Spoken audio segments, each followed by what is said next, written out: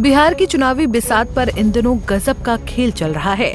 चुनावी तारीखों के ऐलान से पहले ही राजनीतिक दलों ने अपने अपने दांव चलना शुरू कर दिया है। हर राजनीतिक दल चुनावों को लेकर हाई अलर्ट पर है।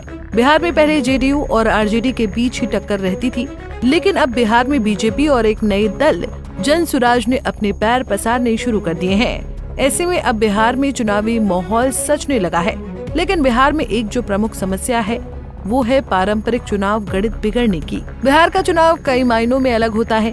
वहाँ हर तरह के लोग हैं जिसका फायदा राजनीतिक दल उठाना चाहते हैं। लेकिन ये सब जानकर आपके मन में सवाल आया होगा कि बिहार में कैसे और कौन पारंपरिक गणित बिगाड़ सकता है। बातों को न घुमाते हुए आइए आपको पूरा मामला बताते हैं। दरअसल बिहार में कुछ समय बाद विधानसभा के चुनाव होने हैं। आगामी चुनाव के लिए सभी राजनीतिक दल अपनी अपनी तैयारियों में जुटे हैं। अगर देखा जाए तो कुछ महीने पहले लग रहा था कि प्रशांत किशोर की पार्टी जनसुराज राजनीति में आते ही छाप छोड़ेगी। हुआ भी कुछ ऐसा ही। हाल ही में बिहार में उपचुनाव में जनसुराज ने जेडीयू आरजेडी के काफी वोट काटे, लेकिन अब कांग्रेस नेता आईपी गुप्ता ने भारतीय इनकलाब पार्टी की घोषणा कर जनसुराज समेत कई राजनीतिक दलों की नींदें उड़ा दी हैं। बिहार विधानसभा चुनाव में अभी तक महागठबंधन और एनडीए गठबंधन ही है। जानकारी के लिए बता दें कि महागठबंधन में आरजेडी, कांग्रेस, विकासशील इंसान पार्टी और वाम दल शामिल है। वहीं एनडीए गठबंधन में बीजेपी, जेडीयू, हम और लोक जनशक्ति पार्टी रामविलास शामिल है। अगर देखा जाए तो विधानसभा चुनाव में प्रशांत किशोर और असुद्दीन ओवैसी और प्रदेश की छोटी पार्टी गठजोड़ कर तीसरा मोर्चा बना सकती है।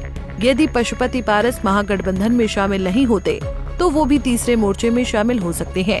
वहीं कांग्रेस नेता आईपी गुप्ता की भारतीय इनकलाब पार्टी और पूर्व आईपीएस शिवदीप पांडे की हिंद सेना ने भी हलचलें काफी बढ़ा दी हैं।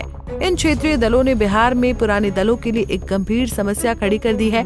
यदि अगर ये क्षेत्रीय दल साथ हो जाते हैं तो बड़ी पार्टियों की साख खतरे में आ जाएगी। बिहार चुनाव में अभी समय है। ऐसे में कई क्षेत्रीय दल बीजेपी, जेडीयू और आरजेडी के लिए मील का पत्थर साबित हो सकते हैं। बिहार चुनाव को लेकर कांग्रेस भी पूरी वापसी में लगी है। कांग्रेस हर बार लालू यादव के साए में राजनीति करती आई है, लेकिन इस बार कांग्रेस बिहार में खुद अपनी राजनीतिक जमीन तलाश रही है। बीजेपी भी आगामी चुनाव के लिए फुल तैयारी में दिख रही है। बता दें कि अमित शाह और बीजेपी का साफ लक्ष्य है कि दोबारा एनडीए की सरकार बिहार में बने। बहरहाल बिहार में इसी साल सितंबर-अक्टूबर में विधानसभा के चुनाव होने हैं। बिहार की राजनीति को देख साफ पता लग रहा है कि इस साल चुनाव में सभी के बीच कड़ी टक्कर देखने को मिलेगी।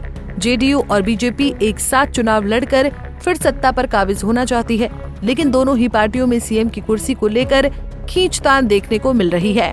बिहार में इस बार तेजस्वी यादव भी पूरी तरह से एनडीए गठबंधन से लोहा लेते दिखेंगे। वहीं जनसुराज समेत कई राजनीतिक दलों ने भी बिहार की राजनीति में अपने पैर पसारने शुरू कर दिए हैं। बिहार में इस बार मुद्दों पर चुनाव लड़ा जाएगा। ऐसे में उम्मीद की जा रही है कि सभी पार्टियों में कड़ी टक्कर देखने को मिलेगी।